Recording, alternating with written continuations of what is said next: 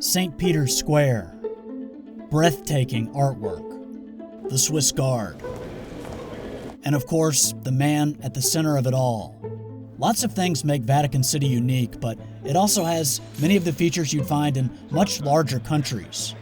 And, believe it or not, that includes a railway.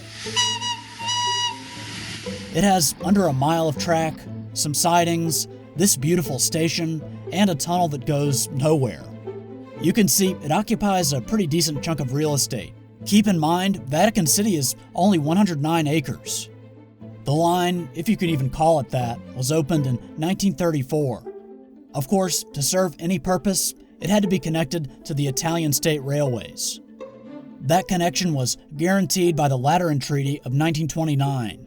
More importantly, Vatican City was recognized as an independent state separate from Italy under the treaty.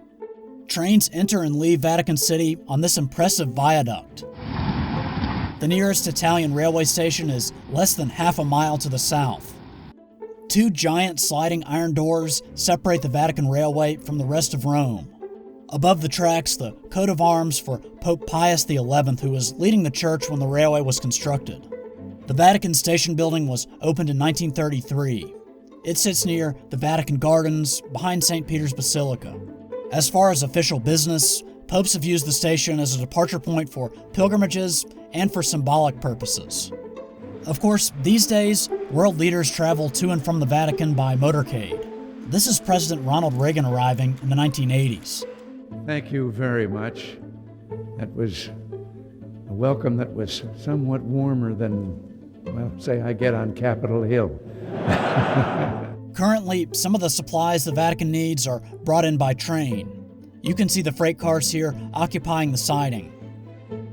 And the tunnel here, which is a little over 300 feet deep, gives workers extra space to switch cars between tracks. This is called a head shunt or escape track. But does the Vatican own a locomotive? Well, not exactly. From what I've read, the tractor that sits here at the end of the platform is used to move cars around this tiny railroad.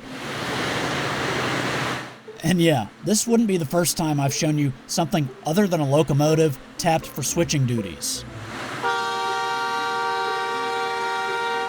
Trackmobiles are used at industries around the United States, and NASA uses something similar called a shuttle wagon. And here's a front-end loader moving cars at a scrapyard. Anyway, I'm getting us way off track. At this point, you're probably wondering if you can actually visit the Vatican's tiny railway. Well, as of 2015, the Vatican Museums runs a train weekly to Castel Gandolfo, which was once the Pope's summer retreat. This was all part of a push by the late Pope Francis to pull back the curtain on some of the church's treasures.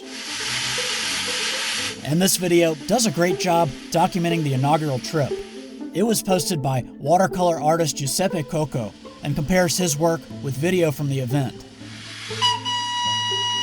It's not often that both black and white smoke can be seen rising above the Vatican, although the white smoke is actually steam.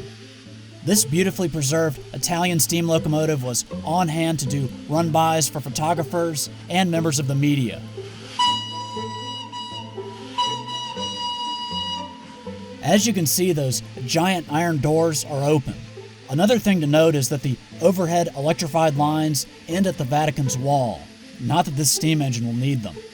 Now, this may have changed, but as far as I can tell, this train still operates weekly, although I believe they use modern equipment and not what you see here.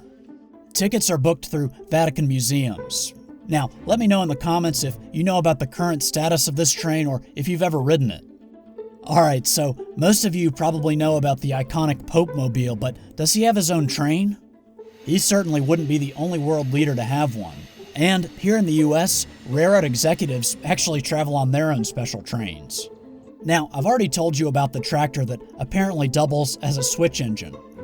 But way back in the 19th century, in the early days of railroading, Pope Pius IX did have a few rail cars he could travel in. These cars are preserved here at the Musei Capitolini Centrale Montemartini in Rome. I did my best to pronounce that. However, in the 21st century, if the Pope travels by train, he uses the state railways of whatever country he's in. Back in Rome, his little railway in Vatican City is the shortest national railway system in the world. Anyway, that's it for now. As always, thanks for watching.